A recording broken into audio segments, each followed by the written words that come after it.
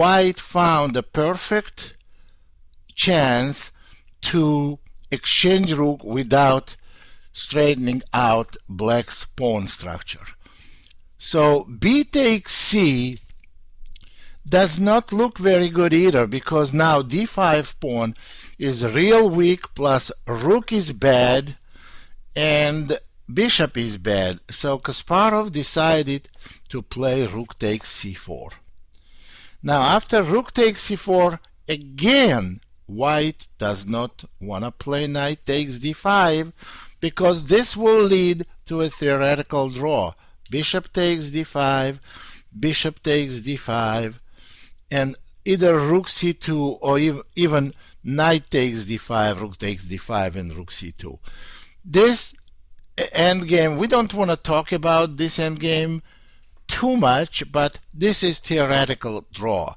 So Karpov did not go for that pawn.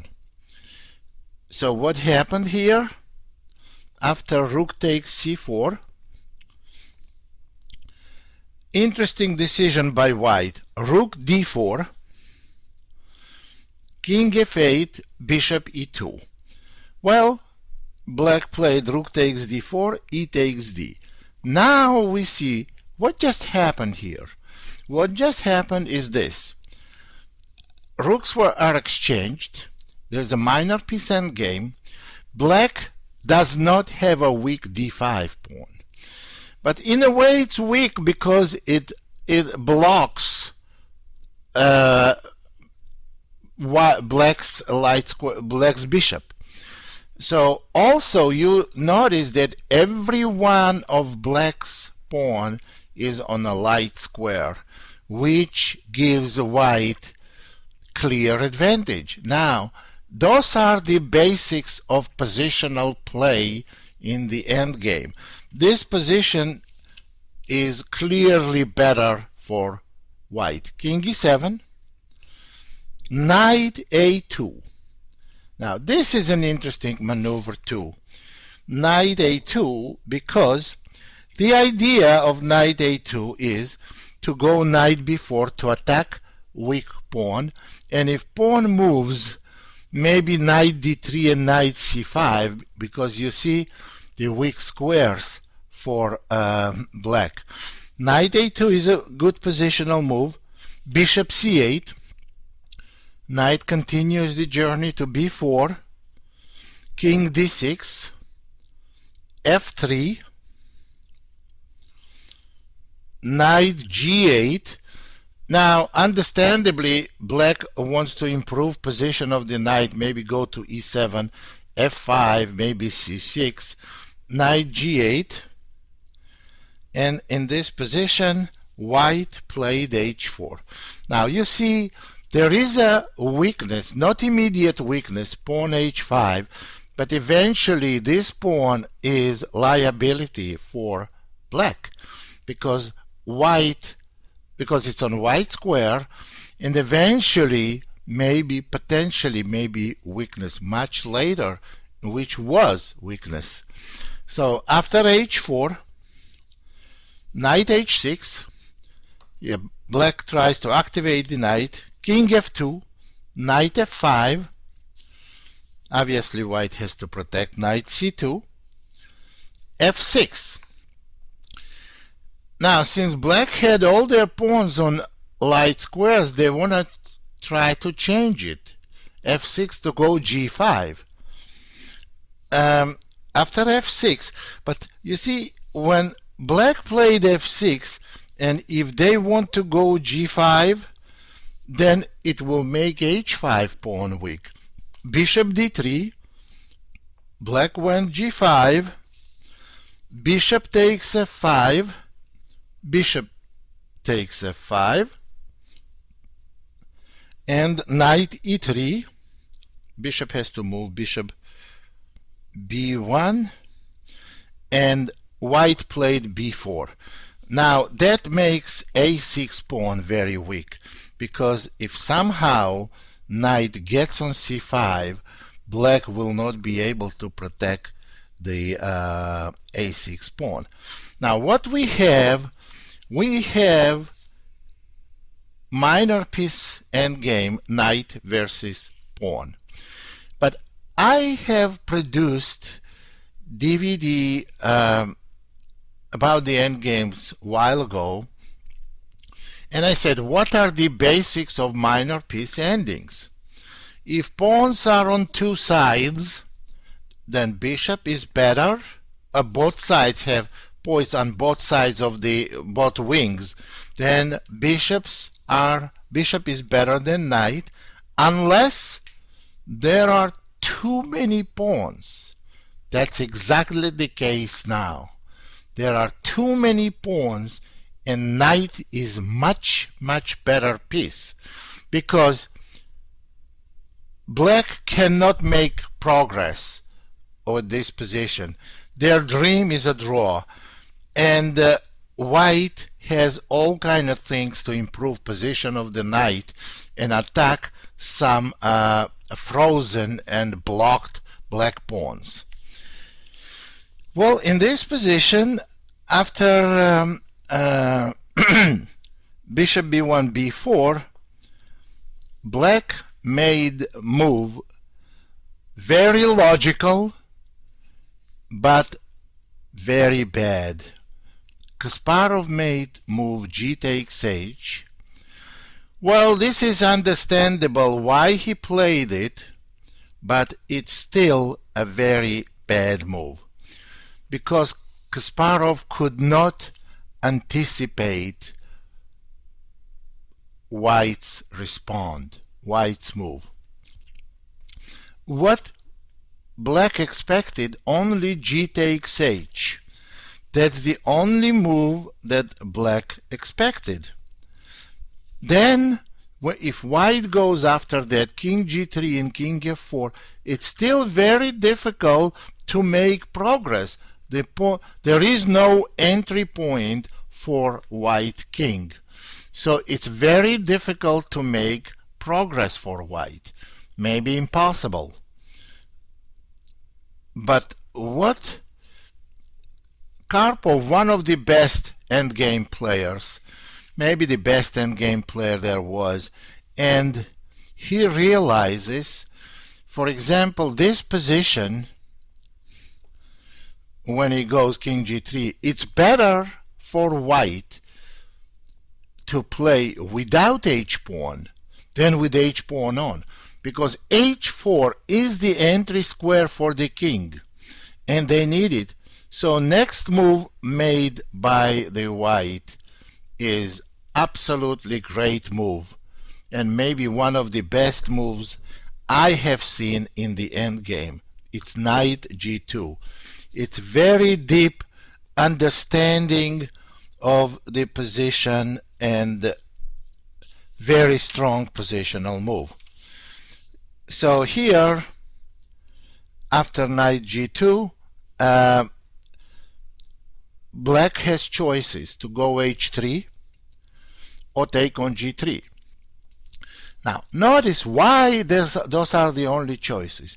If black does not do anything, white simply takes on h4 with the knight, comes back on f4, and then moves the king towards h4. It sounds like mission impossible, but believe me, it's very easy. It's a lot easier than it may look. Okay, so this is what. So black took on g3.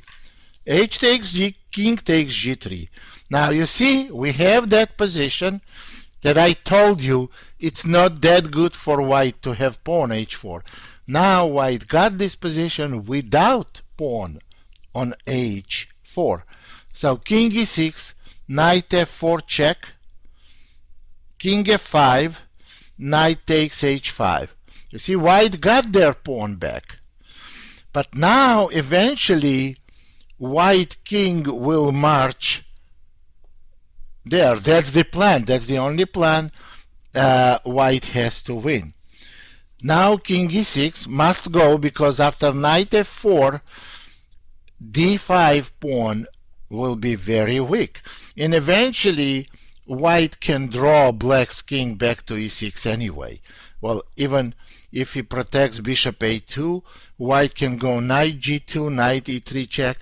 This is going to happen anyway. So in this position, black goes king e6, knight f4 check, king d6. And here comes the king g4. As I told you, the entry point. Well, not h4, but g4. It's the same thing, because if black pawn was on h5, that wouldn't have been possible. King g4, and now black is lost. Bishop c2, king h5, bishop d1, king g6, king e7. After king e7, white simply took on d5 and won most of black pawns and won the game. Now, here is very interesting point I want to make. After bishop takes f3, king takes f6, you see now pawns are only on one side of the board. Now, a knight in those cases much better than bishop. Plus, white has totally dominating king on f6. This position is hopelessly lost. What happened in a game? I show you why this position lost, because this is maybe the most instructive point of the game. In this position, what happened? Simply black played king e7, white played knight takes d5 check, and very shortly black lost all their pawns and lost the game. Now this move, after bishop takes f3 and king takes f6, it's a lot easier for white to win. It's very simple. You can make any move for white. You can go here, or you can go here, or you can go here. Why? Because you can get to any square with the knight, any square you want, and black cannot interfere, because all black can do is march with the bishop from f3 to e4 and so on. What is the point? White by force winning d5 pawn and then promoting d pawn to the queen. How is it going to happen? White will play knight g6. The target square is f5. White wants to get with a knight on f5 to drive black's king from the d6 square, either f5 or f7. Well, knight g6 is one of the ways. Bishop e4, knight e7, and if bishop d3, knight f5 check. Now here, white exchanges very strong knight for very weak bishop. But at some point, the positional advantage that you have to redeem for material advantage. Bishop takes f5 loses at once because king takes f5, and next move king e5 followed by king e6, and white wins all black's pawns. But what is going to happen now? King will move to d7 maybe, or c6. Now white goes king e5, and there is no defense to knight e7 check. After knight e7 check, whatever black does doesn't matter. They're gonna take d5 pawn, and bishop has to move, and now white's knight has to maneuver back to c5 square. So this is one way: knight f6, knight e4, and pawn d5 and knight c5. You see now a6 is falling, d6 is going. Actually, even just simply d6 pawn can be queened here, or just taking a6 pawn. So it's hopelessly lost. And I learned a lot from this game. This game was played in 1984, and I played the game with this similar idea. Well, this is actually, it sounds like a high-tech and very difficult, but I played similar ideas, exactly similar ideas in 1977, like 7 years earlier, against Grandmaster Jan Timman, and I won. But the game position was different. Ideas are all the same, absolutely, and this position are absolutely won. This is domination of knight versus This is bishop. Grandmaster Damian Lemos. First of all, I hope you enjoyed this video. If you would like to receive more free chess videos from us, you can just click the subscribe button below. I would also highly recommend signing up for my free mail course, the 10 Grandmaster Secrets to Dominate Chess.